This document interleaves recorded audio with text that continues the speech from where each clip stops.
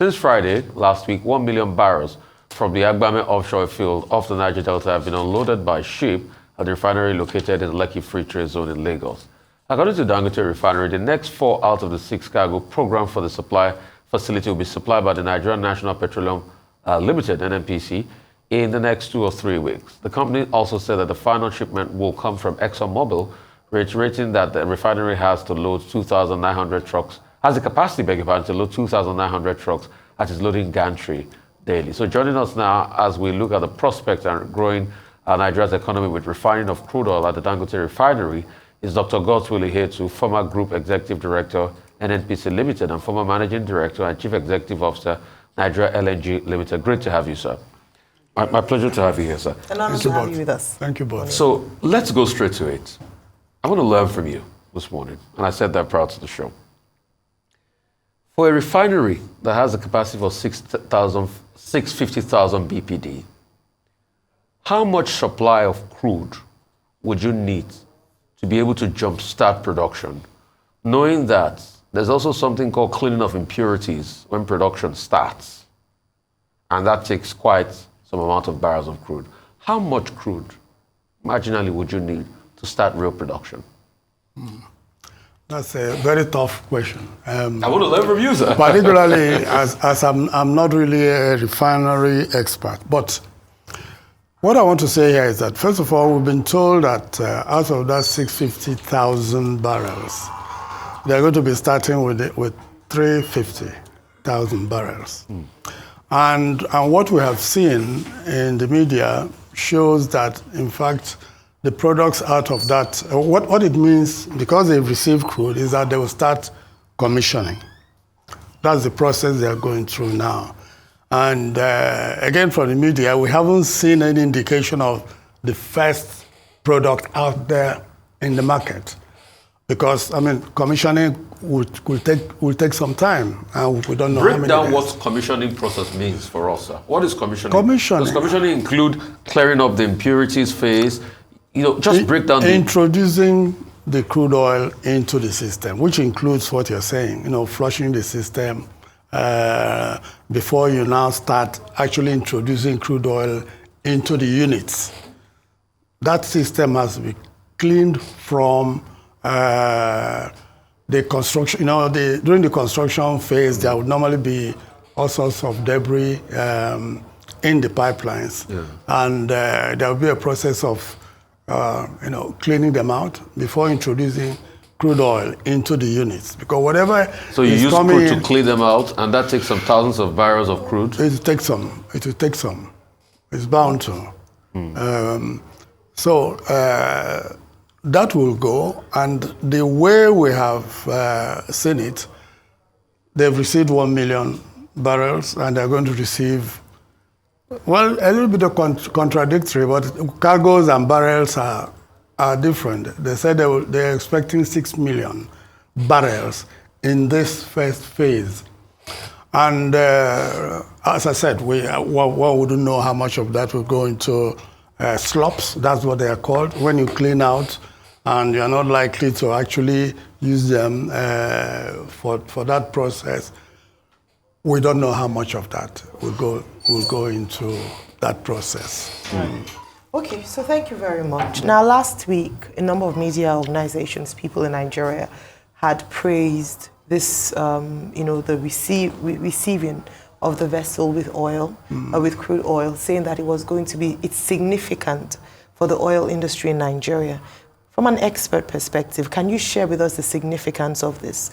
I'd like you to touch on, number one, oil supply, price, if any effect it would have on the price of oil, PMS availability, as well. What is the significance of this? Bearing in mind, like you've also highlighted, he's going to need 6 million barrels to begin production, to begin processing. So until that happens, at least the 1 million has been touted to be a significant victory, if I could put it that way, or a milestone for the oil industry in Nigeria. Your perspective, please. Yeah, I think it's a major milestone. This is something we've been expecting for quite some time. I think the project started about 9 years ago, 9-10 years ago. It's a long process for such a project. Yes, two things. These are things that those questions, every Nigerian will be anticipating those questions.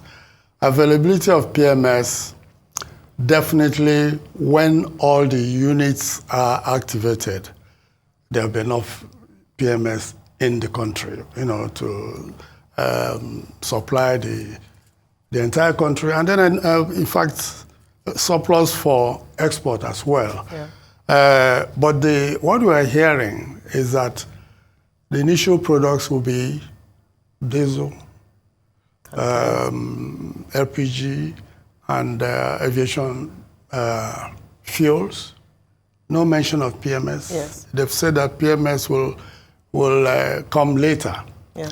And I think that's an indication of which units they are going to activate. Probably the units called the FCC that you need to produce PMS may not be in the first line of units to be activated now. So we're not aware. They will tell us when PMS will be available. But once the refinery begins to refine PMS, I'm sure we'll have plenty of PMS in the market. So since you mentioned, initially their production wouldn't include PMS, and that's fine. They've said that from the very beginning. Yes. But in terms of significance, I'd like you to break it down, because in terms of what we've talked about, a number of people are watching, wanting to understand why this is a milestone, why this is so important, why the news was heralded as significant for the oil industry. Could you break down what the benefit is for the Nigerian people? Well, why it is important? First of all, even looking at the initial products, diesel, we still import diesel, even though it wasn't regulated before, but we still import it. Aviation kerosene or aviation fuels, we still import. LPG, we don't have enough. NLNG is doing quite a bit, but the marketers are still importing part of it. NLNG is not giving us enough. So if we have these three products manufactured here in Lagos, just not too far from where we are, then availability is bound to be easy. So it's a major impact, I think. And then the pricing thing is a little bit dodgy. For me, I'm not quite sure.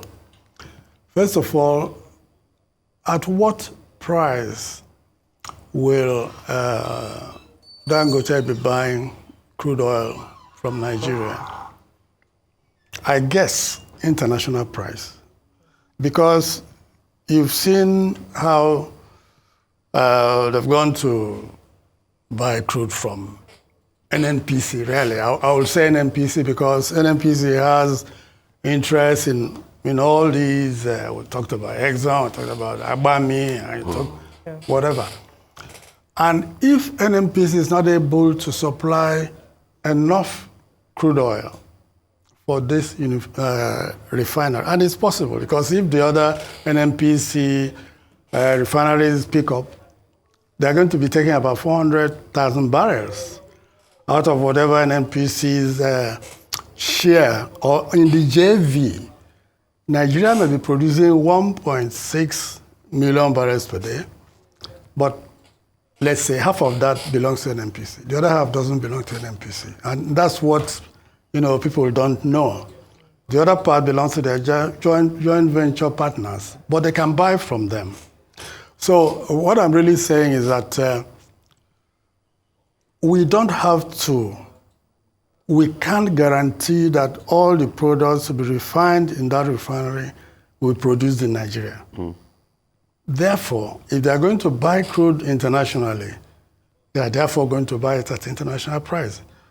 So, as I said, I'm not so sure what the arrangement is going to be, about pricing. And that's going to be significant for what the price of PMS can be in Nigeria. So let's go back to operations. Yeah. You said commissioning will happen. Couple of barrels, thousands of barrels will be used for commissioning. I imagine so. To get the sludge out. Who pays for those barrels? It's sunk cost of beginning commissioning.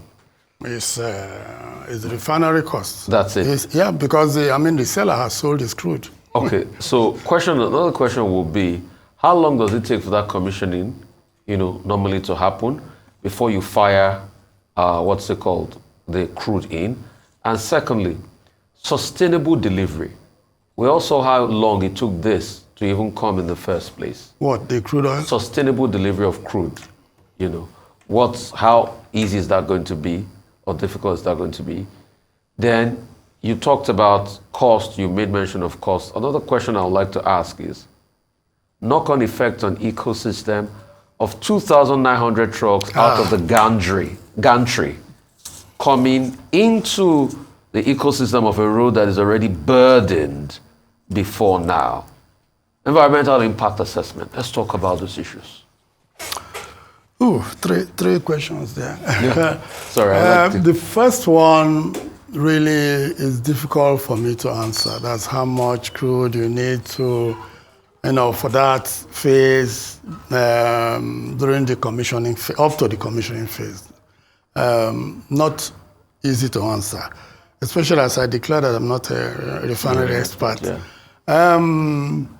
Then the next one was the how much time the commissioning takes? Well, that's also part of what I'm saying. Okay. We can't tell until they tell us. Okay. They are the ones who will tell us because they are the ones operating. They know the problems they have. They know what they need to sort out. That's something we would like to be hearing. When do you think we'll have the first product out there? For those. The Punch newspaper says January. We should start having aviation fuel. Yeah. And January. A couple of other products. Okay, I haven't seen that. That's the screaming headline of the Punch this morning. Okay, all right. Yeah. Okay, so that's good news. And we're going to be having the Port Harcourt one at the end of this month. Yeah. That's also very good news. Then the issue of trucks. This is like what? 2,900. Call it 3,000 trucks. And each of those trucks, trailers, there are 30,000 liters. That's what the big ones take. And you ask yourself, if really 3,000 trucks will be on the road, carrying 30,000 barrels, that's you're looking at what? 9,000 liters. 9 million? Yeah. 9 million? Yeah. 9 million or 90 million liters. Yeah. Right? Yes. A day. Yeah. Where are they going? Well, I'm talking PMS now. Yeah. I mean, these other trucks will be carrying other things anyway. Yeah. But the point you make about the impact on the environment is a huge one. Trucks, too many. For that system, well, we have an idea of what area looks like and what that area looks like. From, shall we say, Lakowe all the way down to Ekpe itself, What does the road system look like? I don't know. I haven't been there in recent times. And at the same time, we don't have the Fourth Mainland Bridge, which should have maybe helped a little bit so that those trucks don't come here at all. Then, of course, there's the issue of loading out the products. We're told that they have 3 export points, marine. When we had our pipeline systems working, we would have been able to take those products at Atlas Cove, Takwa Bay here. There's a terminal there, 50,000 deadweight tons. Marine vessels can be taken there. And the products can be evacuated there and pumped into Mosimi in Shagamu here, which has the largest storage from day one, the largest storage capacity of storage of petroleum products in the country. But now, I don't know what the facilities are like. So the pipeline system is kaput? It's dead? Well, I don't know about that, but we have we've been hearing all these Vandals. about vandalism and so on and so forth. The last time the news I heard the last time was that we can send products up to Ibadan. That's it. But this pipeline system goes on to Ilorin, you know, on the west side, and of course on the going east, it goes all the way to Warri, all the way, or Benin, Warri. So if we had that capacity to take from Atlas Cove, we would have been able to, you know, reduce the trucks on the roads, which is the point you're making. And if the Port Harcourt refinery today is working, we would also be able to move the product, and the pipelines too, from Port Harcourt, Aba, Enugu, Makurdi, all the way to into the northern system. And there are interconnecting pipelines. Even though Kaduna is not working now, there would have been a way of sending products all the way to Maiduguri. There are pipelines, you know, that were installed, well. So is that another investment we should look at, rejigging the pipeline system and also rail? I think NNPC is already doing something about, I think they call it concessioning sections of these pipelines to the private sector. I think that would be a brilliant move. In fact, we have been, it's a pity that we neglected this system for two reasons: lack of maintenance.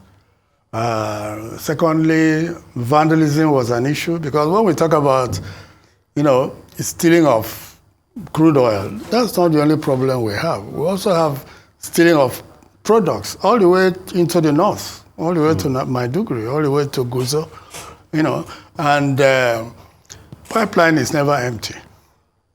Can't be empty. So there'll be always something there, and people will go there looking for how to steal from those pipelines. Yeah. So the environmental impact assessment not looking good, as you see, because of the trucks. In my view, and I don't know, having said 3,000 trucks approximately, I don't know how many will be on the road at, you know, on any given day. I doubt that we can cope with 1,000, let alone 3,000. I doubt. But we'll wait and see. 3,000 is a tall order. Sorry? I said, so 3,000 is It's a tall order. My view. Your view. All right, so let's talk about, because you touched on refineries, let's digress a little, or perhaps still a part of the conversation, as to the challenges with fixing our refineries. I know NNPC have come out to say that deadline for Warri, Port Harcourt, Kaduna refineries working at least in the next 2 to 3 years. Yes. They should be functional. Yes. However, because of antecedent, it's difficult to embrace that or to accept that news, even though that's what is substantive currently.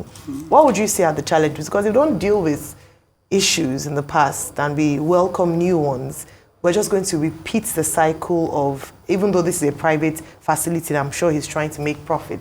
But what is the big deal with our refineries? Because 4 or 5 refineries working optimally is better than 1. I'm sure you'd agree with me. Yeah, of course.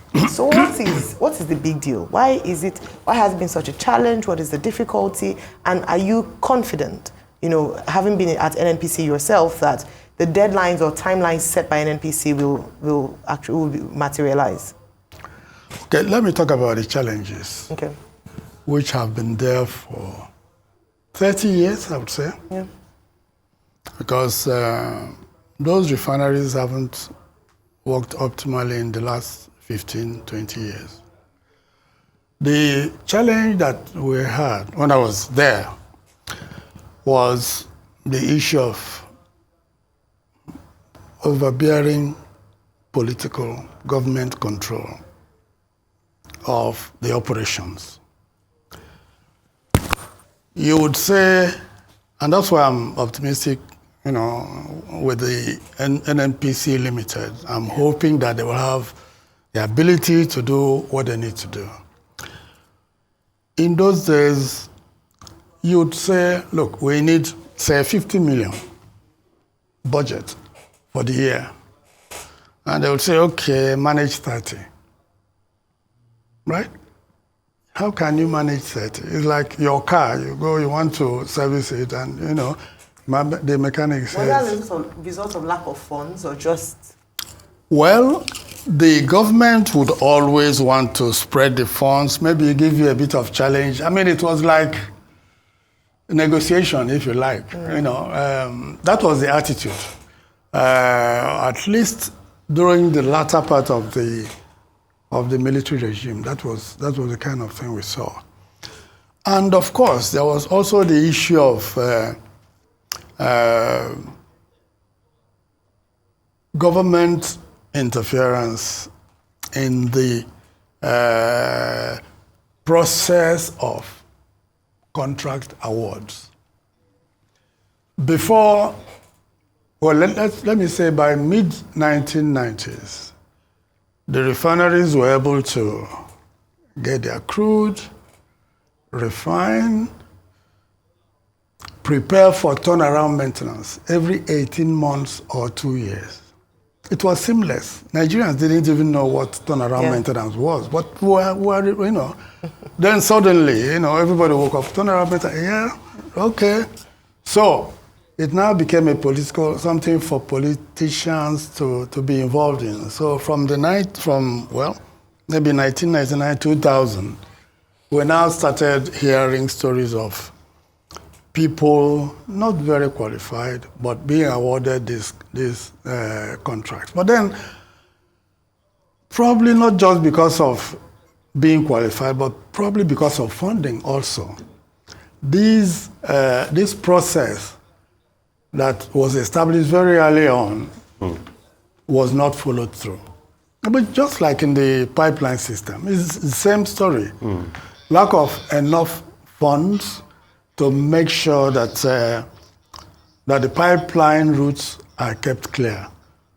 So those were the kind of challenges then. So the issue of capacity of personnel wasn't there at all. People were well trained for the job they were doing. But the issues were, how do you maintain a facility when you don't have enough funding? Last week, I saw in the National Assembly, the CEO of NNPC was being interrogated by the National Assembly, at the National Assembly. They are negotiating budgets. That's not to my mind, NNPCL is a private company now. They shouldn't have anything to do with National Assembly. That will think. That is what that's my, but you see, unless we get these things clear, we'll continue to confuse ourselves. And they are being trashed for, they said they paid about 400 and something thousand, a billion dividend and royalties and all of that. And the National Assembly is saying that's peanuts. Saudi Aramco is doing this, Brazil. Okay. It is not the same environment. Let us face it. It's not the same environment. I'll say a very big thank you, sir, for coming here. But I will not leave.